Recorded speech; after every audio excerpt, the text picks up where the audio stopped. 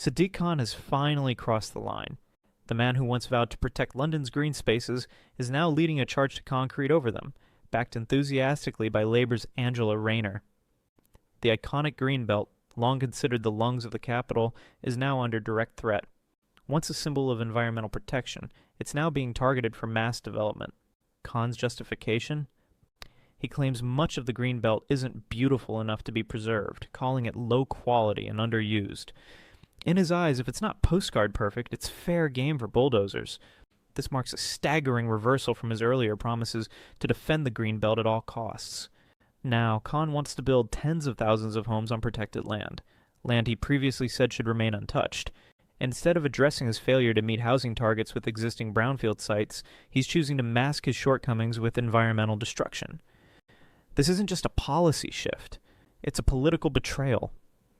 Backed by Rayner, who called it bold, the plan is being sold as progress, but critics say it's reckless, short-sighted, and sets a dangerous precedent. Even the government's grey belt proposals, which target already low-value land, don't go this far. Conservative leaders are furious. Susan Hall, the Tory leader at City Hall, accused Khan of sacrificing nature to appease Labour's agenda. Planning spokesperson Andrew Boff called it a total betrayal of public trust. The mayor had £9 billion from the Conservatives to build affordable housing. So why hasn't he used it to develop brownfield sites? Only 13% of the Greenbelt is public parks. So what happens to the remaining 87%? Khan's scheme isn't about solving the housing crisis. It's about optics. The green spaces that make London livable, the footpaths, wild meadows, and woodlands, are on the chopping block, while real solutions remain untouched. Angela Rayner's Lords meltdown. Meanwhile, Angela Rayner faced her own backlash in the House of Lords.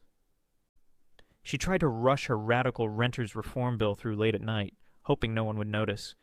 But the Lords pushed back hard. The bill, which includes costly energy upgrade mandates and sweeping powers for local authorities, was condemned as overreach.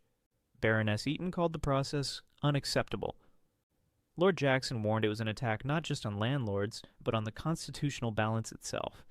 Labour peers were ordered, not asked, to attend an all-night session to force the bill through, highlighting the party's growing reliance on brute force over democratic process. Critics argue the bill will devastate the rental market.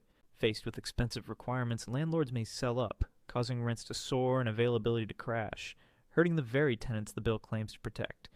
Labour, still reeling from local election losses, appears to be prioritizing speed over scrutiny. Rayner's power play wasn't about policy. It was about control.